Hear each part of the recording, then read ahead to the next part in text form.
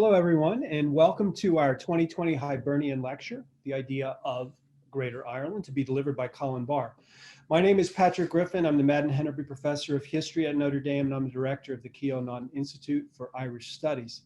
As has been the case for many years, today's Hibernian lecture is a joint venture of Keough-Naughton and the Cushwa Center for the Study of American Catholicism. Now, we work together closely on many fronts, but particularly so when it comes to the study of Irish America. Thus, we're proud to jointly sponsor this annual lecture. Now, I would like to share with you why this year's lecture in particular is so important to us at the Keough-Naughton Institute. Our lecturer today, Colin Barr, who you're just going to hear about in a moment, is the first scholar and visiting fellow invited to our Institute's new Clingan Center for the Study of Modern Ireland. Our generous benefactors, Brian and Deirdre Clingan, have established this new center to study Ireland today, particularly to probe the ways that globalization has shaped Ireland and how Ireland is shaping the world. So a discussion of a greater Ireland by a preeminent scholar goes right to the heart of the mission of the center and of this institute. I'd like to now turn things over to my dear friend and colleague, Professor Kathleen Cummings, who's the director of the Cushwa Center. She is going to be doing the introductions. Kathleen? Thank you, Patrick. I want to echo your welcome to everyone. It's always a pleasure to collaborate with you and other colleagues at the Keough-Naughton Institute.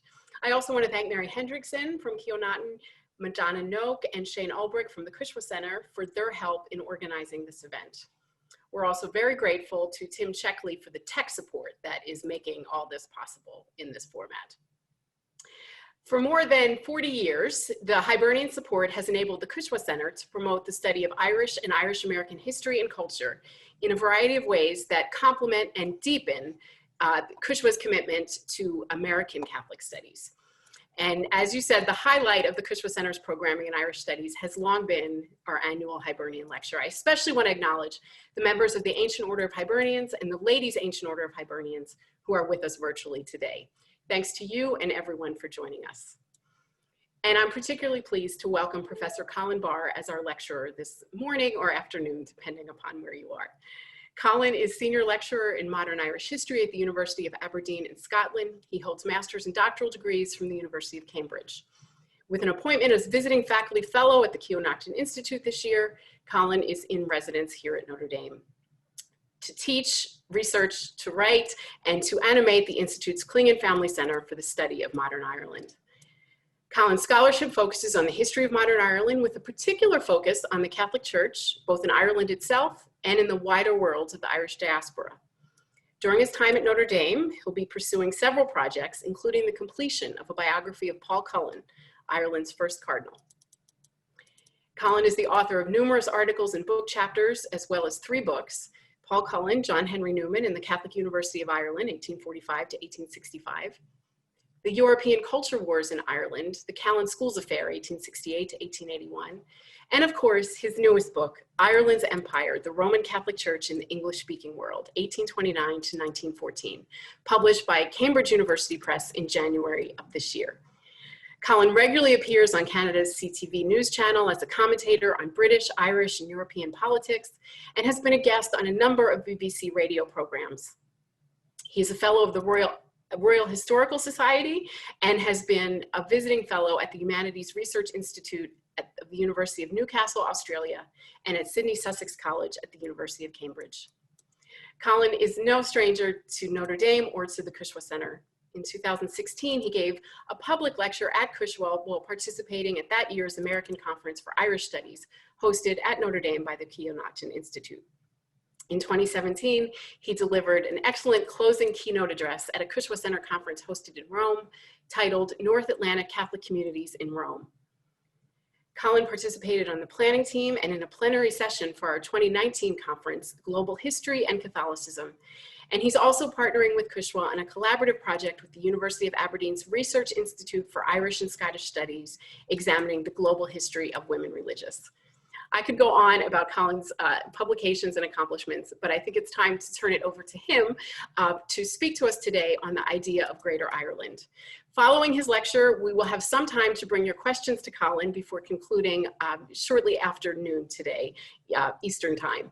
Some questions were received in advance at registration, but we'll also invite you to submit questions during the webinar through the Q&A tool on your screen. With that, welcome, Colin. Thank you so much, Kathleen, and thank you also to Patrick. And I'd like to also echo Kathleen's thanks to the staff at both Keough-Naughton and the Cushwa Center. Mary, Shane, Beth, Madonna, and Tim in IT have been just fantastic in putting together what is really quite a complicated undertaking, and we're all getting very used to this. But I think it's important to still flag just how new this is to people, and certainly to many of you joining us from different parts of the world. And it's a real, I think, silver lining to what is a otherwise situation that's not ideal for everybody, but we get to join people around the world and hear talks we might not otherwise do if we were just going in person. So we can focus on the positive things. I'd also like to thank Keough-Naughton Institute and the Klingon Family Center for hosting me this year, and to Kathleen and the Cushwa Center for inviting me to give this lecture, which has been a really great pleasure and honor. I'm really pleased to do so. So with that all said, I would like to begin, if I may, as I think all good stories should, possibly by statute. And that's with the Vikings. And they are, as far as we can tell, the first mention in Old Norse literature of a concept of a Greater Ireland. I have it written down here in my notes. I'm not going to try and say it. I can hear my colleagues in Aberdeen at the Scandinavian Studies Center cringing if I do so. But trust me when I tell you there is an Old Norse phrase that translates to Greater Ireland. And the Vikings conceptualized this as an Irish entity or thing out beyond Greenland, out further into the Atlantic. And that was echoed in a number of Latin medieval sources which spoke of a Hibernian major, far, far beyond the island of Ireland. Now, this has always been very tempting to Irish nationalists, to romantic nationalists generally, who think, aha, this we have here is the proof that St. Brendan the Navigator not only discovered North America, but was still there when the Vikings arrived. So this idea of a Greater Ireland, which is what I want to talk to you about today, this afternoon, wherever you may be, has a long pedigree. But it does tend to vanish into the background of obscure sources and Viking mythology until the 19th century, the middle of the 19th century, in 1868 in particular, when an English writer called Sir Charles Dilke produced a 2-volume book called Greater Britain. And Dilke, essentially, as he describes himself, he goes all around the world, wherever English is spoken, and he discovers what he thinks is this British entity, which includes the United States, which might surprise George Washington, Thomas Jefferson, and were they still alive and then, which they weren't. But this is an idea of a coherent cultural or socio-cultural entity grouped around the English language, grouped around British political traditions and norms. It's a tremendous success, and he finishes off by saying, if 2 small islands, 2, can by courtesy be styled great, America, Australia, India must form a Greater Britain. Now, to Irish eyes, this was, of course, a provocation. What do you mean we are involved in this? Because Ireland was left almost entirely out. This was a British Greater Britain, and Dilke used England and Britain almost completely interchangeably, as was the practice of the time. So you see very quickly in very obscure parts of the world, this being answered within a year of Dilke's book coming out. In 1870, the fine and well-read publication, The Irish Harp and Farmer's Herald of Adelaide, Australia, warned England. England, it said, had to take account of the millions of Irishmen in America and Australia who constituted a Greater Ireland and still considered themselves as part of the Irish nation and still think and plan and pray for the freedom and happiness of their traditionary fatherland. Now, this imagery was very, very quickly picked up, not just out in Australia and New Zealand and places like that, but also back home. And I want to draw your attention to where this appears, because it already is beginning to show the interconnectedness of this Greater Ireland, a theme I'll return to in a minute. But in 1883, for example, a newspaper on New Zealand's heavily Irish west coast, the old gold mining area, reprinted the words of an Englishman writing in a London newspaper, in which he, the Englishman, warned of what he called the inexhaustible resources of Irish America, the Greater Ireland with whom Great Britain will one day have to reckon for every wrong inflicted on the cradle of the race. So this very quickly becomes a global trope. The idea of a Greater Ireland, the idea of a Greater Ireland beyond the seas, which will serve as a kind of nemesis to England or to Britain for its treatment of the Irish. And again, listen to the title of the newspaper in 1889. The Samoa Times and South Sea Advertiser, which I know you all subscribe or did, printed a speech that insisted that even, and I quote, if Irishmen in their own country be cowed by harshness, the effect would be counterbalanced by the angry feelings that would be raised in the more powerful Greater Ireland in the United States. So by the turn of the 20th century, Greater Ireland had become a commonplace, the imagery of Greater Ireland, no longer a relic of Norse or Latin texts. So much so, in fact, that on 16 June 1904, you will know the date if you think about this for a moment, James Joyce imagined his character, the citizen, claiming that his own hopes for the independence of Ireland were backed up by the reinforcements of what he described as our Greater Ireland beyond the seas. Now, this Greater Ireland, that is such a commonplace by the 20th century, does reflect an astonishing degree of mobility. It is describing something that has some shape and some form. And I think this is an important way to frame it. We so often tend to think of Irish migration as being linear or point to point, people going from Tipperary to Texas or New Ross to New South Wales. But I think it misses the degree to which the English-speaking world, and this is where Dilke had a point, and indeed other areas, and preeminently Argentina, where the English-speaking world does become a common socio-political space. Now, to a great extent, of course, this is a direct result of the British Empire. Now, the British Empire, whatever else it may be, and it was many, many things indeed, was a space in which people could move freely. You could move from New Zealand to Australia, to Guyana, to Ireland, and so forth, and move around with very little, if any, restriction. It was also, and perhaps more importantly in our story, or as importantly in our story, a place in which, at least from the 1830s, operated as a kind of religious free market. That is, Catholics and indeed other religious minorities could exist in these territories on what amounted to the basis, more or less the basis, of equality. Now, there are all kinds of caveats and restrictions and limitations, but in the great sweep of things, this is a level playing field in which you could move around completely freely. So let me give you some examples of what I mean by this. If you start in Grass Valley, California, in the foothills of the Sierra, you have, by about 1850, something around 25% of the adult men who are working on the mines are of Irish birth. Now, some of them succeed, many of them don't, but many of those same people will then go from California and will turn up in Victoria on the diggings there. Some will be involved in the Eureka Stockade, that famous, in some ways too famous, incident in Australian history in which the Irish are seen to be the harbinger of Australian democracy. It's become a very important part of the Australian myth, if I may use that word, not in a pejorative sense. From Victoria, many of those people will then move on to Central Otago in New Zealand to go follow the mines there. Some of them will wind up on the West Coast, where they'll wind up reading that newspaper story I read you a moment ago. This is an ability of transience that is hugely important. People are moving not simply from Ireland to Grass Valley, but from Ireland to Grass Valley to Victoria to Otago to Greymouth on the West Coast. And in each of these places, some of them stay and some of them stop, but many keep moving. And there's no sense of taking on an identity in any of these places that is necessary or that sticks to them. They are Irish who are in motion. And indeed, that's the title of a book, Women on the Move, which describes another similar phenomenon, but of an entirely different group, of a group of Sisters of Mercy who go from Ireland in the late 19th century, first to Buenos Aires, and then to Adelaide in South Australia. Again, a tremendous amount of movement.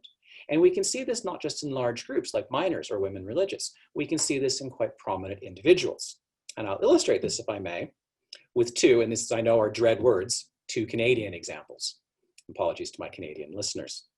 First is Philip Francis Little, who was born of Irish parents in Prince Edward Island, moved to Newfoundland. He became the first Catholic premier, English-speaking Catholic premier anywhere in the British world. He eventually left Newfoundland, moved to Ireland, became a judge, and indeed one of his sons features rather tragically in James Joyce's The Portrait of the Artist as a Young Man. Or another example, Thomas D'Arcy McGee, one of the fathers of Canadian Confederation, starts as a young Irelander, is associated with the Nation newspaper, migrates to the United States, becomes a newspaper editor in Boston, goes back to Ireland, rebels, flees, comes back to the United States, edits a new newspaper, is invited to Montreal to edit a newspaper, gets involved in Canadian politics, is instrumental in the drafting of Canadian Confederation in 1867, and then is shot to death by an Irish migrant in Sparks Street in Ottawa. Another unlucky outcome. Or to take, again, another model, Mother Ursula Frayne, a Sister of Mercy, who is an absolutely astonishing figure in the 19th century. She goes, as a young woman, from Ireland to Newfoundland, one of the first Sisters of Mercy colonies outside of Ireland, the first of a huge outflowing across the 19th and 20th centuries. She goes to Newfoundland, she helps establish the community there. It doesn't work out. She has a habit of fighting with bishops from whom she takes no nonsense. There is a whole genre of letters of bishops complaining about Mother Ursula, and I can't help but thinking she'd be delighted had she been able to read them. She goes back to Ireland. She then goes and forms the first Mercy Party that goes to Perth in Australia, where she has the misfortune of dealing with an Irish bishop who is, in fact, and I mean this literally, clinically insane. She then goes and forms the first community of Sisters of Mercy in Geelong, in Victoria, setting the stage for many of the Mercy institutions that then spread across Australia. And these are stories you could multiply at any number. But as Mother Ursula suggests to us, there's something particular about this Greater Ireland, about this incredible movement sideways, back and forth, and around and about. And that is, to a very great extent, this is seen as belonging to one Irish tradition in particular. And that, of course, is the Catholic tradition. Greater Ireland has always been, perhaps rightly, perhaps wrongly, associated with Roman Catholicism, as indeed the priests and laity, as they describe themselves, of Dunedin in 1889 said, quote, "As we are the devoted children of Rome, so it is our joy and pride, while duly fulfilling our duty as New Zealand colonists, to form a constituent part of the Greater Ireland." Now, this conflation between Irish and Catholic and Greater Ireland was made absolutely explicit just under a decade later. In 1897, when the first Australian cardinal, the Carlow-born Patrick Francis Moran, celebrated the consecration of Melbourne's magnificent St. Patrick's Cathedral. Now, if anyone's been down to Melbourne, you know the size and scale of this building. It's recently been the subject of a great research project based out of Melbourne, led by Janie Anderson. It's a magnificent building. At its consecration, Moran stands up and he describes what he calls an Anglo-Celtic empire of some, at that point, 20 million Irish Catholics. And he said this empire was much, much greater than the British Empire. That's just a little thing. Ignore that, he says. Our empire is greater. The Irish, he says, have followed the English language. And again, he does say English language. It's a very clear association of the two. Around the world, with the result, as he puts it, the sun never sets on the spiritual empire of St. Patrick's apostolate. The faith of Ireland's sons, he continues, like a golden chain, binds the whole English-speaking world to God. In many ways, this boast was natural enough. The vast 19th century extrusion of the Irish was heavily dominated by Catholics, just of course as Ireland itself was. But this does not mean, I think, or at least not necessarily so, that the concept of Greater Ireland or its near cousin, an Irish spiritual empire, was entirely uncontested. It did leave people out. Now, Leopold Bloom, going back to Joyce, himself a secular Jew, I think sensed this problem, or Joyce sensed it on his behalf. In his response to The Citizen and the Citizen's hopes of this Irish reinforcements overseas in the Greater Ireland, Bloom says a nation is the same people living in the same area, nothing more, nothing less. Once you leave, you've gone. It is a specific place. Joyce, or at least Bloom, is undermining this idea of an identity that continues and endures. He's contesting Greater Ireland directly. There are other problems here as well. Take a different example, Irish Protestants, and in particular members of the Church of Ireland, who after 1921 found themselves somewhat unwillingly in the new Irish Free State. Many of these people, at least in part, and this has been modified by recent scholarship, or at least contested the extent to which they felt this, but at least in part, they understood their own rapid outmigration as a kind of victimization. And they often came to conceptualize themselves as part of a Greater Ireland, which was intrinsically British, in which they could share, and where they could find a home in Auckland, just as they had once done in, say, Athlone. So there are these qualifications we have to put on this idea of a Greater Ireland or a Catholic Greater Ireland, but nonetheless, it is in overwhelming numbers and overwhelming force in all practical purposes, a Catholic phenomenon. Now, one way to think about this, or to illustrate it for you, is to think about the disappearance of all of those Irish Protestants, their essential vanishing from modern self-consciousness, their own self-identity.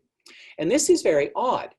It's not the case that Irish Protestants did not migrate in great numbers, or not the case that they only migrated from Cork after 1921. That is true, they did, but Irish Protestant migration is significant. In parts of the United States, some Canadian provinces, and all of South Africa, they were a majority of the Irish migrants. And they formed very strong local majorities in many other places. In New Zealand, for example, Irish Protestants comprised about 45% of all Irish migrants in the 19th century. Their numbers were growing as the 20th century opened as a proportion of New Zealand Irish migrants. And they provided, among others, the long-serving Prime Minister William Massey, an enthusiastic Orangeman who had been born in what he would have called Londonderry. Even in the United States, we oftentimes forget that every American president, every one, with an Irish parent or grandparent, was a Protestant. And yet it is John F. Kennedy whom we think of as Irish. So despite the huge numbers, despite their massive importance, often overwhelming importance, Irish Protestant identity did not endure, does not endure. Scotch-Irish in America is a partial exception to this. But broadly speaking, it has been elided or absorbed into the host societies. In South Africa, perhaps they became white. In Australia or New Zealand, they became Australian or New Zealand. There's not this hybrid or dashed identity of Irish Catholic or Irish Australian in which Irish Protestants seem to share. Another way of thinking about this is to flip it around. And that's about the conflation of Catholic and Irish symbolism in our world today. And I remember being struck with this several years ago, and I was in a small town on the East Coast of the United States, and I happened to walk past the window of one of these ubiquitous Irish gift shops. And you know, they're all over the place in the US. Many of you will be very familiar with these. And I glanced at the window and I was struck. It's an Irish gift shop. It's selling Belique china, you know, the little green shamrocks, Northern Ireland company. Wonderful stack. And they also had a sign saying for First Communion gifts and a little stack of genuine Connemara rosary beads, Connemara marble rosary beads. And the conflation here was utterly unself-conscious. There was no point being made, but Irish symbolism, Catholic symbolism, and those two were completely joined. And you can see that in other ways as well. Think about Glasgow Celtic Football Club in Scotland, where I am based, where the symbolism of Irish and Catholic, again, is total. And can inform everything from the clothes you wear to whether you choose to go on a riot on a Saturday night when things are particularly bad and you see a Rangers fan. This is also true in New Zealand, where the Marist Rugby Football Federation, an association of Catholic schools playing rugby, is known as the Vatican Army. And the symbolism, again, is entirely green, although the Marist fathers, had been French in origin. And finally, I may say this also applies, if I can claim that here of my hosts, of the Fighting Irish of the University of Notre Dame du Lac, where again, you see Irish symbolism in a very French system. Symbolism of Irish and Catholic is again total and in some ways very unself-conscious. Now, the common glue in all of this, of course, is the Catholic Church and its institutional structures. And I'll come back to that in a minute. But what this serves is an enormous Greater Ireland cultural matrix that I don't think has received enough attention from scholars who, again, tend to look at the Irish in a particular place, the Irish in America, or the Irish in Australia, or the Irish in South Africa. But as the titles of the newspapers I began with, the Samoa Times, the Adelaide Farmers Herald, and so on and so forth, there is a global Irish and Catholic newspaper world, which endures well into the 20th century, which is constantly sharing news back and forth. The scholar Cian McMahon has written about this. And you see things that you would not expect. For example, the Madras Catholic Observer in India, over a number of issues in the 1840s, publishes letters from the Catholic Bishop of Newfoundland, the one who fought with Mother Frame, about how wonderful the Catholic Church is in Newfoundland. And this is seen as interesting to Irish soldiers and settlers in South India. Or when there is speculation about which Irish bishop will be appointed the new bishop of Wellington, New Zealand. The Wellington Advertiser publishes a story from the Charleston, South Carolina newspaper, Irish Catholic newspaper, saying we think it'll be this guy here. There's a rumor. So there's a constant circulation where people in Dunedin, the South Island, New Zealand, will read in their newspaper about the opening of a church in Dubuque, Iowa. And this is seen as being of interest. They will also publish home news, which is always Irish news. These are things like the latest speech by Charles Stewart Parnell, but also things like marriage announcements or what the price of cattle is in Roscommon this year. It is creating a constant shared space, which is mediated usually on a weekly basis through these newspapers. That's amplified also, of course, by a book trade. And you can see that particularly of importance, not just in Irish novels. Think, for example, of Marianne Sadler, Irish immigrant, first to Canada, where she marries another Irish immigrant in Quebec. They move to New York City, where she becomes the head of the family's publishing business and edits the New York Tablet. She produces, I've forgotten the number, 57 books, sticks in my head. Surely enough for even the most ferocious of promotion committees in modern academia. And she writes everything from relatively highbrow novels to more popular texts to a catechism. This is a phenomenally productive woman, but she's not simply an American publishing figure. Her books are sold across the world. And again, if you go into school libraries or you try and recreate Irish Catholic school libraries, Irish Catholic libraries, anywhere in the English-speaking world, they will be full of Marianne Sadler's books. And there's a distribution network which handles these things. But even the books people learn from are shared on this Greater Ireland basis. And I was struck by this a number of years ago, and I was visiting Ballarat in Victoria, a couple hours north of Melbourne. And I was actually in the Loreto Convent archives, and I finished up a little bit early, and my very kind host there said, "Oh, would you like to meet the diocesan archivist?" I said, "Oh, yes, I would." I didn't think there was one. And so I went down and worked in the archives, and I found a file that really struck me. I think it's a good way of illustrating this global book trade. And the file was between the Bishop of Ballarat of that day, this is in around 1905, and also two other Australian bishops, and the firm of Benzinger Brothers in New York City. And what was happening is Benzinger Brothers published an Irish Catholic reader for Catholic schools in the United States, which was tremendously successful and widely distributed. And what the Australians were negotiating was not just the bulk purchase of these books, although they were doing that too, but they were negotiating new texts to reflect Australian needs and reflecting the cover art. So very specifically Australian imagery was placed on the covers of the books. There was a warata tree, there was a koala, I think, but also shamrocks and a Celtic cross. But there was this exchange of essentially what Australian Catholic students at every level would be reading for generations to come, or at least many, many years, was coming from New York City with extra Australian content, but would have been effectively identical to what American students were reading. And I suspect, although I don't know, if we dug into Canada or South Africa or New Zealand, we would likely find similar texts being mediated through similar channels. And that goes along with the Great Christian Brothers texts, again, where there's a particular narrative of Irish history that is being projected to these generations, which by the time people are reading them might be fourth or even fifth generation Irish Australian or Irish American or Irish Canadian. And I think that what this does, newspapers, the books, the school texts, and of course the structures of the Catholic Church, and again, I will come back onto that, does create this sense of a truly global Irish phenomenon. And it's not simply looking back to Ireland from a particular point on the globe, but also looking laterally, from Newfoundland to India or from India to Otago, and indeed people moving along these chains as well. But of course, this is all existing, or all exists in a matrix, if that's the right word, of the Catholic Church, of parish life, of schools, and of course of the associated social controls, above all on marriage, which keep Catholics marrying other Catholics, which keep them going to Catholic schools, because the Catholic Church, as I've written about, what a colleague of mine describes as, it was the kindest word, formidable length. This is because the Catholic Church was able to take control of the structures of the church, or sorry, the Irish rather, were able to take control of the Catholic Church's structures throughout the English-speaking world, which meant as the church maintained its own grip on its population through parish life, through fraternal societies, through parish organizations, and through social controls such as restrictions on mixed marriages, as marrying non-Catholics. Behind these controls, the world gets greener and greener and greener. Not everywhere to the same degree, but it's a way of preserving this Irish Catholic identity.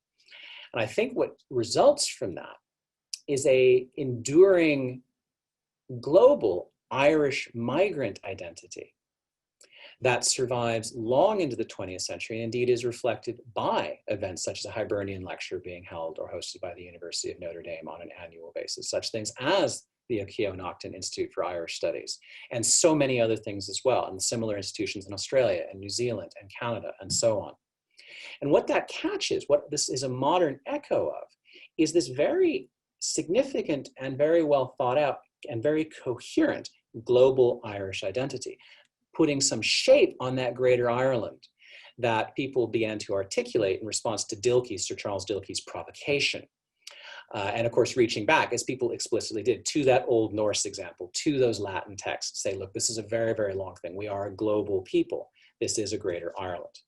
Now, you may have noticed, if I haven't put you all to sleep already, that there's a word I've not used at all so far, and I've not used the word diaspora.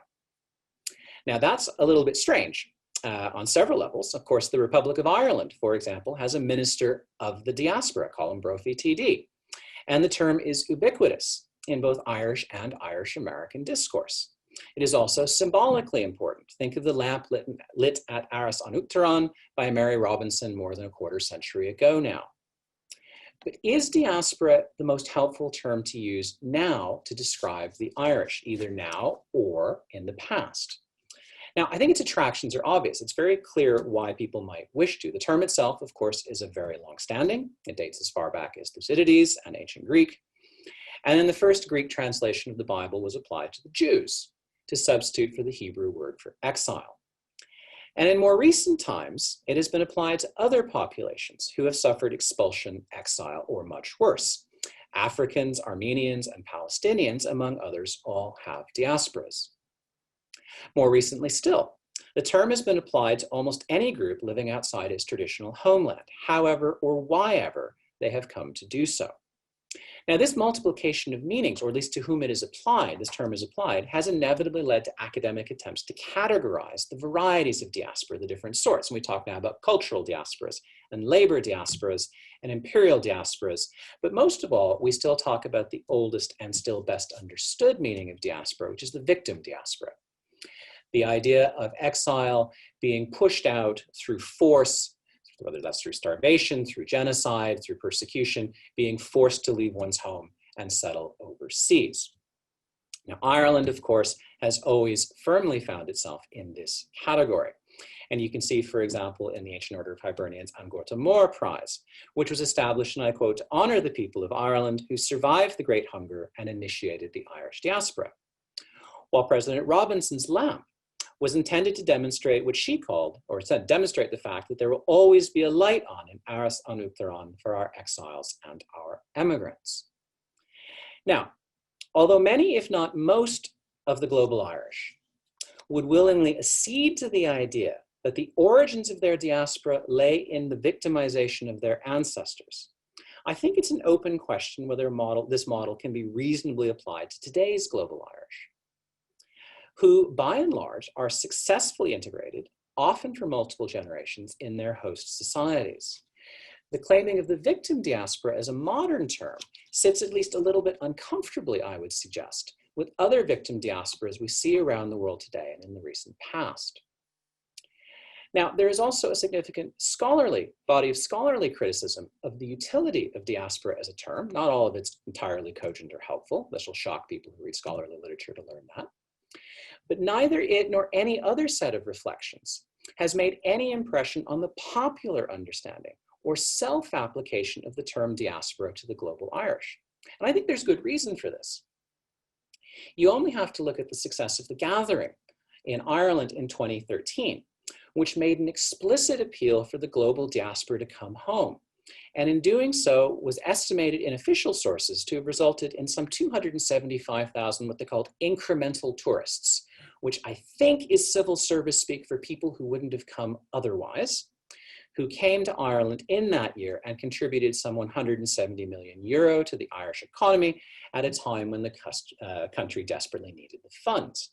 So it's very clear diaspora resonates, and also that it can be good business. Now, diaspora, I think, also makes very good sense in the United States, where the dominant memory is of the famine migration. That large numbers of Irish came before the famine is true, but I don't think it's always fully appreciated the volume of pre-famine migration. But the scale of the famine, either way, the scale of the famine era influx is impossible to ignore, and it's hard, if not also impossible, to conceptualize as anything other than a victim diaspora. Something that is kept alive in various ways, cultural, political, symbolic, including, for example, New York State's famous requirement, although not always an observed requirement, that the Irish famine be taught in the context of a British genocide. But what gaps does the term diaspora leave us, at least in the form it is most often used? Can it cover, either now or in the historical past, the totality of the global Irish experience? In Canada, for example, we can point to the Year of the Irish and the tragedy of Grosse Ile, but this does not represent anything like the totality or even the majority of Irish migration, not even to central Canada. It is just about possible in Australia to use the victim category by pointing to convict transportation, which was heavily Irish, although not specifically so. But the great influx of Irish to Australia comes after transportation had closed to the eastern colonies. The victim model becomes entirely impossible to use when we consider New Zealand or South Africa or Newfoundland or Argentina, where famine-associated migration was minimal. Now, scholars have pointed to other important differences across what I call Greater Ireland. The Irish experience in Britain and the US, for example, was largely an urban one, something that was also true in South Africa and Newfoundland. But it was much more rural in most of Canada, in New Zealand and Australia, and the urban and rural experiences are very distinct. What binds these places together is less a memory of why they came and more the truly universal structures of the Catholic Church, where in rural areas there is a parish and there is a newspaper. In urban areas there are parishes and newspapers. These books circulate that I described to the most remote corners of the world. Indeed, when I was writing my book, Ireland's Empire, I was struck to receive information from the parish priest of Port Stanley in the Falkland Islands, which indicated that Port Stanley was, in the late 19th and early 20th centuries, fully integrated into this Irish, global Irish news network, if I can use that term. And they are engaging with it just as much as people in Sydney or Melbourne or New York City are. And that's, I think you can go no farther in the world, probably, than the Falkland Islands. So I think we have to also consider how diaspora picks up some other things as well, because I think in its Irish-American sense, we wind up with a complete conflation. Now, the Hibernians themselves, for example, bill themselves, as you know, on your website as Irish Catholic American. And that carries with it a certain set of constitutional positions which are associated with the diaspora as a whole, what the appropriate constitutional relationship is in the island of Ireland, broadly speaking, unification. And that is, of course, widely shared across global Ireland, but it does miss some things in the past. Let me take the Hibernians again as my example. In the First World War, at least until the United States entered the war, the ancient order of Hibernians in the US was bitterly opposed. It was seen as being a British imperial war, and the freedom of Ireland was paramount. But the Hibernians in Canada, a separate organization, condemned the American Hibernians because of their attacks on what the Hibernians in Canada called our great empire, and were specifically annoyed, vocally annoyed at the Hibernians in the United States for being, and I quote, anti-British. Now, that's something you might expect in other contexts, but we can find it more widely. This is not an outlier. In Australia, to take another example, the Galway-born Archbishop of Melbourne, not Daniel Mannix, he's not like this. The Galway-born Archbishop of Melbourne urged Irish Australians to fight for what he called the mother country and the best balanced constitution in the world, while his Irish-born colleague in Auckland, New Zealand, a man who was so self-identified as Irish that he printed the invitations to his consecration only in Irish, left his post in Auckland to serve as a chaplain on the Western Front and accepted, in recognition of his services, membership of the Order of the British Empire. Now, we do have to offset this against American reactions and against people like Daniel Mannix in Australia, who succeeded the first bishop I mentioned. But it's not perhaps entirely so off base to find the Irish Recruiting Council advertising or claiming in 1918, as the situation in Ireland is beginning to disintegrate, the political situation, conscription is an issue, the War of Independence is beginning to gather steam. when the Irish Recruiting Council says that Greater Ireland, and I'm quoting, from Adelaide to Brisbane, from San Francisco to New York, is heart and soul behind the men of Flanders. And again, that resonates somewhat poorly with our understanding of Irish American political positioning at this time. So I think if we think only in terms of a diaspora, what we're missing is a multiplicity of Irish identities and Irish responses to a variety of things, including the constitutional position of Ireland, that might otherwise get missed. So in what ways is Greater Ireland a better model, or at least a model that can be used alongside? I think it's maybe a better way to think of it. I don't want to supplant diaspora. I don't think that's appropriate. But I think Greater Ireland can work in parallel and in some places in place of for particular purposes. Now, the first way I think it's a better model, or at least as a useful model, is in the narrow historical sense, the historiographical sense, as it better catches, I think, the truly integrated and truly global Irish world that developed from the middle of the 19th century and is still identifiably survives to this day. It helps us as historians think about the global Irish world globally, and not simply as migrants to a particular place. Now, in more practical, or at least more contemporary political terms, the concept of Greater Ireland can perhaps serve as the basis for reconciliation on the island of Ireland itself. It can do this by expanding the definition of Irish, as well as the spatial reach of Irishness. And it might be possible, as a result, it might be possible to fit more people under the umbrella of a Greater Ireland without an immediate focus on the particular constitutional arrangements that pertain on the island of Ireland itself. A Protestant from Northern Ireland and a sixth-generation Irish American can, at least in principle, share membership in Greater Ireland. Now, this is not without its pitfalls or challenges. It wouldn't be Irish history if it didn't. The most obvious, of course, is that Greater Ireland, as I've described it to you, was very much the result of the success of the Catholic Church. It's a creation of the Catholic Church. Will descendants of Irish Protestants in Appalachia or Adelaide wish to identify with a concept that for generations excluded them on religious grounds? That's an open question.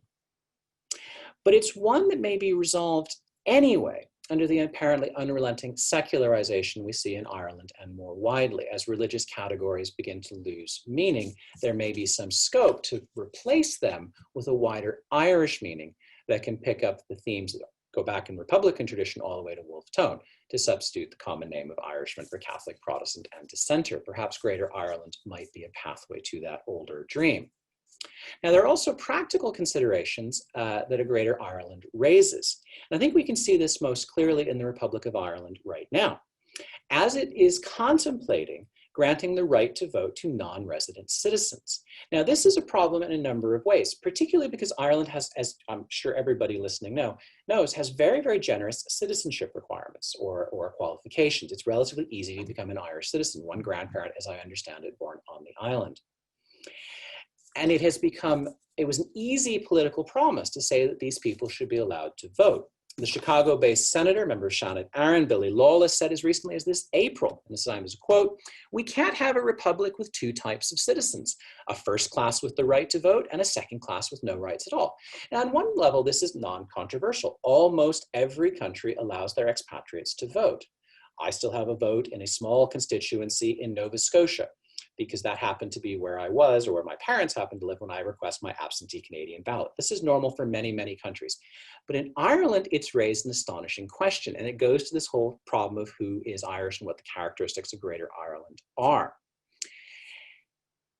Who gets to count as Irish? What about Northern Ireland? Should nearly 1 million Irish Protestants have the right to vote for the President of the Republic of Ireland? What happens when Irish Americans support a candidate that the people in the Republic of Ireland might not be suitable? This is known in Irish circles as the Gerry Adams problem. What happens if Gerry Adams stands for election to the Irish presidency, loses the vote significantly within the Republic of Ireland, but wins it in Greater Ireland or the diaspora? What happens when people abroad have a different view of who is suitable to occupy Aras an Uachtaráin than the people of Ireland themselves did? Perhaps Leopold Bloom was right. Perhaps a nation is simply the people who live in a particular place at a particular time. And once you've gone, you've gone. I still am not ultimately convinced by, if we can think of that as anything other than a line Joyce puts in his character's mouth. I don't want to assign that view to Joyce particularly.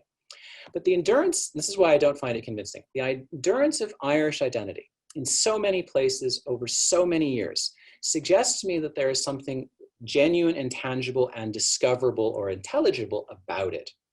It just does not capture the reality to say that the Irish are only those who live on the island of Ireland. I just don't think that works on any level, observational, historical, practical.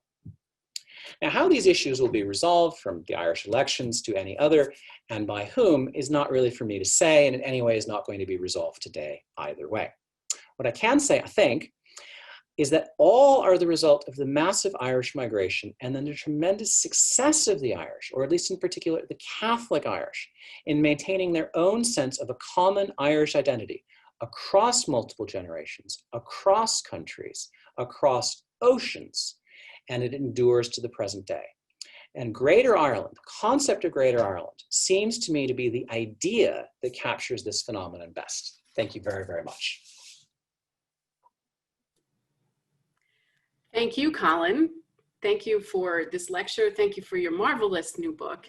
And thank you for reminding me, as I've increasingly come to think of the Keough Center for the Study of American Catholicism, is that that's a name that doesn't fully capture the depth of what we're studying, that it implies a certain focus within the territorial boundaries of the United States. And your lecture is just one more reminder of the capaciousness of Catholic identity. We have some questions, as I mentioned, that were submitted before. And if I could sum up, about 90% of them, they have the word Brexit in them.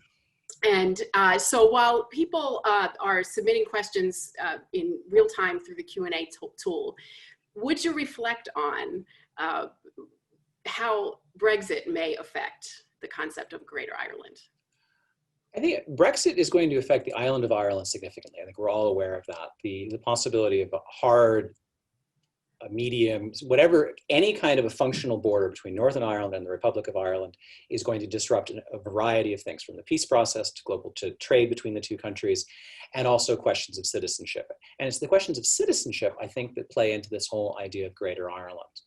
But I wonder, and this is perhaps naive or optimistic of me, but I wonder if an emphasis on Greater Ireland, where we move away from diaspora with its sense of being into one particular place, and perhaps its association in modern minds with particular Catholic Irish migration, and start thinking about Greater Ireland as a whole, where Irish people everywhere share in that, it might be a way of creating an identity that stands above the hardening political boundaries that are growing on the island of Ireland, that have been there for a great deal of time, that have caused all the problems that we're all very, very familiar with. And that Brexit is only going to amplify in a whole variety of challenging ways. Greater Ireland itself, although it does raise these issues I talked about at the end, is, does the Irish Republic wish actually to have more voters? I mean, if all Irish Americans who were eligible registered, they would swamp the Irish electorate. No country who allows expatriate voting expects the expatriates to actually dominate the elections. The scale of Ireland's migration, the scale of Greater Ireland is so big that I think it raises so many problems over time. But it may give us a way of thinking about Ireland and the Irish that can smooth some of these tensions that are coming back.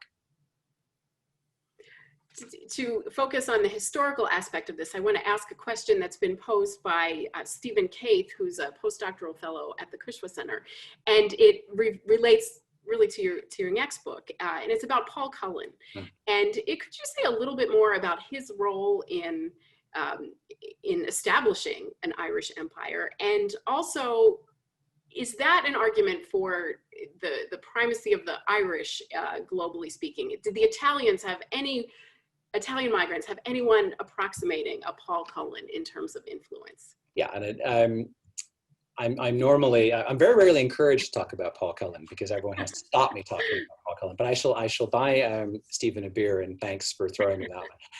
The way to think about Paul Cullen is he's Archbishop of Dublin from 1852. He dies in 1878. He becomes the first ever Irish cardinal in 1866. Think of him as a sort of Marlon Brando godfather figure wearing a mitre, with a global empire that he creates very much on his own bat. This I describe in my book, Ireland's Empire.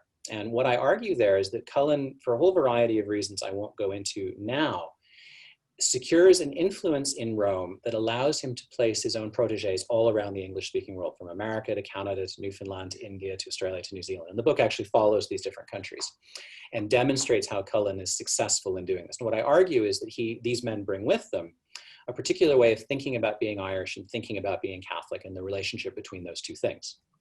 And that because they seize the commanding heights of a hierarchical church, they're able to replicate. That is, it flows down through the generations, and why these newspapers are reporting things the way they are, why they're buying books from New York to sell in Australian schools in 1910. In fact, one of the bishops involved with that was Cullen's nephew, the Patrick Francis Moore, and I quoted, "The faith of Ireland's sons binds the English-speaking world like a golden chain." He's Cullen's nephew.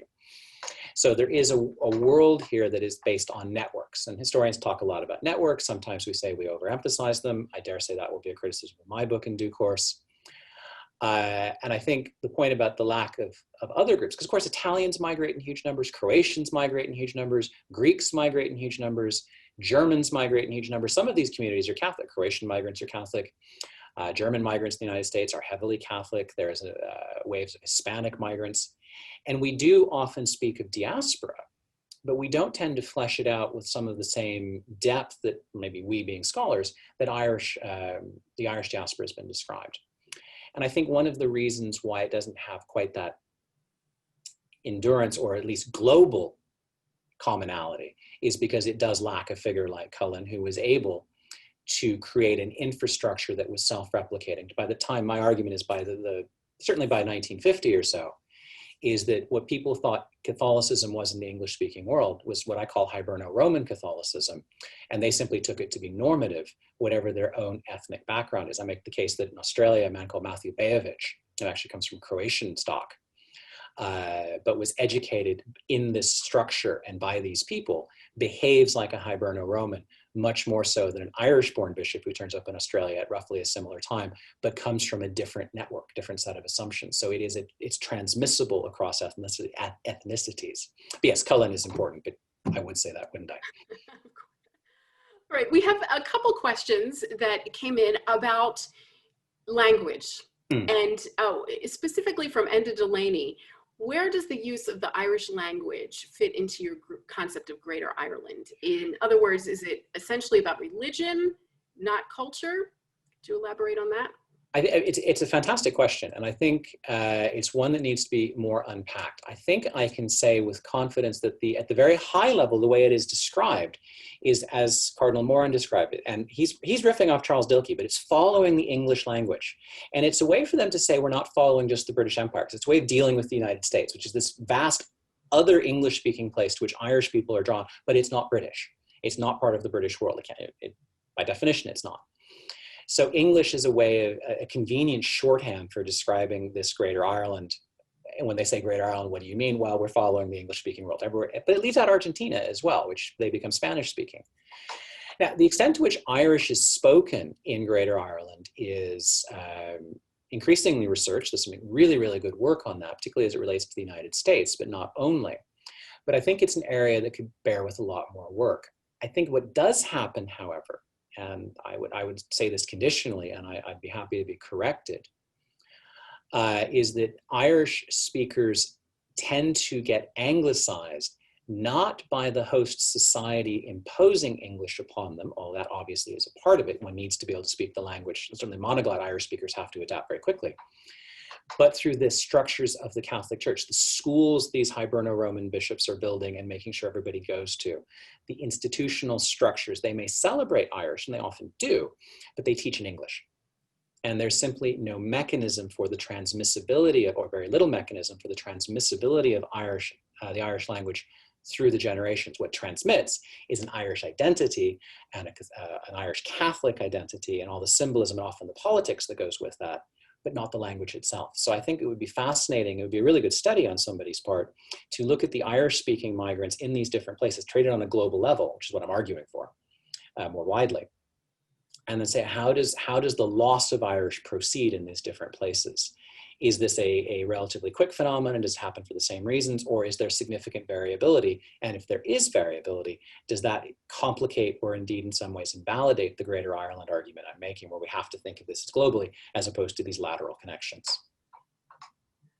All right, I should add that Bruno Conacher also asked a similar question about language, about is there a multilingual context to Greater Hibernia? So I think that is a fascinating question that it needs a lot more work. I think so. A lot more work. We have a question from Kante Mutsankinyan, who attended the NYU talk yesterday, focusing on the non-white aspect of Irish identity. In discussing Greater Ireland and primarily focusing on the conflation of Catholicism and Irish identity, is there another branch of Irish identity that is missing in the way in which racial distinctions, non-white, non-European heritage, further disrupt this understanding of the Irish diaspora in your framing of a Greater Ireland? I think it does. And there's something that struck me. I cannot remember for the life of me the name of the rail stations. As I'm sure many of you know, Irish rail stations tend to be named after martyrs from 1916. And I just cannot remember the one. I think it's in Waterford. And I was standing there waiting for a taxi, and I noticed a little sign. And it was part of commemorating a restoration of the station paid for by I think it was Waterford, the Waterford African Taxi Drivers Association, who were all wearing, many of them wearing GAA kit. And it was this modern Ireland, which is multiracial, identifying with Irish political symbolism, in this case, the martyrs of 1916.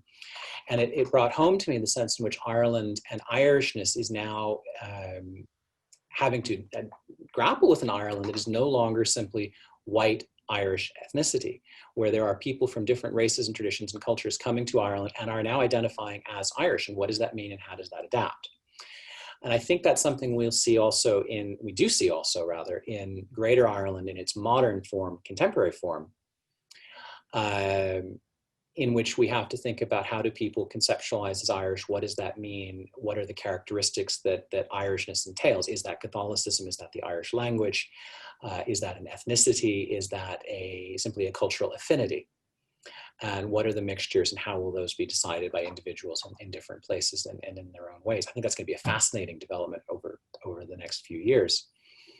The Irish themselves, this Greater Ireland itself, and race is also a fascinating question. One of my tasks here this year is writing an essay looking at Irish missionaries in the pre-World War I phase. We think of Irish missionaries, Catholic missionaries, going out in vast numbers to the global south, which they do. But that's a phenomenon of the mid-interwar period and the post-Second World War period, where prior to that, the Irish are profoundly reluctant in a way that other Catholic groups are not to try and evangelize non-European peoples, or not even non-Europeans, non-Irish people. They're not interested in anybody but the Irish. They call it ministering to the household of the faithful. And they actually, in many places, withdraw previous missions to groups like the Maori in New Zealand or the Xhosa in South Africa, which had been launched by other Catholic groups. We just don't want any part of this. And why that is and how that relates to Irish racial understanding, to how Irish people conceptualize themselves, is we are victims and we need to look after ourselves. We don't have time for you. That's the language they tend to use. How does that play in, and then how does that change, most importantly, when there is this sudden post-World War I, sudden extrusion of Irish missionaries in just really vast numbers all over the global south, to the point that even just a few years ago, the Irish embassy in Pretoria in South Africa hosted an event for Irish missionaries working in South Africa, which drew some 300 people still. And that's long after the Great Missionary Flood has ended and begun to recede, just for various reasons. So I think Irishness, race, migration, identity, these are going to be some of the questions that are most to be grappled with, I think, of scholars looking at the contemporary Greater Ireland. An interesting question from Robert Devine, wondering, does the idea of Greater Ireland could it include the former Celtic lands of the European continent? I think, in a sense, it's capacious enough to include whomever wishes to be included and will be welcomed as part of the club. I think there's an attempt to form a pan-Celticness, which seems to be more associated with language, that people who are interested in Breton or Welsh and also the Irish, or the recovery of Manx and things of that nature. And there's a cultural world there. I'm not sure how much somebody from Brittany might wish to be conceptualized as being a part of a greater Ireland. There could be a Celtic identity that could run parallel or alongside. Equally, I'm not sure that Irish Protestant migrants and their descendants would feel an affinity, or at least not an immediate affinity, for this Celticness, particularly if it was driven by language. We all understand in Northern Ireland the politics of language are incredibly fraught, and that might serve as, whether this was a good or a bad thing, I couldn't say, but it might serve as a deterrent or as a disincentive to embracing a greater Irish identity on some groups, where it might draw others in as well. So I think it's more likely to be an adjacent concept than the same one. Along the same lines of who's included in this concept, a question from Joan Redmond. To what extent do you see the legacy of earlier centuries worth of migration, such as the wild geese, as influencing this concept of Greater Ireland? So in the case of the late 16th to 18th centuries, heavily Catholic migration oriented heavily toward continental Europe. Do these European perspectives and Anglo-American histories get incorporated into this framing, and if so, how? It's a really, really good question. I think there's a fundamental difference, I think, between the earlier Irish migration and the one that begins in the 19th century, overwhelmingly associated with the famine, but it's important to stress both before the famine and after and unrelated, but the famine there in the middle, it's the thing you can't get away from. But the earlier migration can often be political, and it was. The wild geese, of course, is inherently political. But it tends to be relatively small numbers. It's a constant flow, and they tend to be very important figures. They tend to be often elite figures in church and state. And you see their descendants, Marshal MacMahon of France, Bernardo O'Higgins of Chile. You see these Irish names constantly throughout continental Europe and the continental European empires. And there is a sense in which these people do look back to Ireland. Famously, as the Fenians are gathering force in the 1850s and 60s, to present Marshal MacMahon of France with a sword. I think he's a little perplexed why he's getting one and what the political meaning of this is, but the notion of an Irish military hero. They are bringing him back, as it were, into the greater Irish fold, or trying to make an Irish political point. But I don't think there is an adaptation or absorption, rather. I do think that this is what happens in the continental migrations in Spain or in Portugal or in Italy or in Germany, the German lands and so forth. Because there's not the volume of migration, there's not the settler migration, and there isn't an attempt or an ability to take over the local Catholic Church and all the institutions that go with that, which then help preserve this Irish identity. So your parish is going to be a French parish or an Italian parish. And there are places that are associated, San Pietro and Montorio as the Irish graves in Rome and so forth. But I think that earlier migration certainly there's a useful grammar that gets used where people look back to it as they're describing Greater Ireland. They talk about the wild geese and they talk about the migration.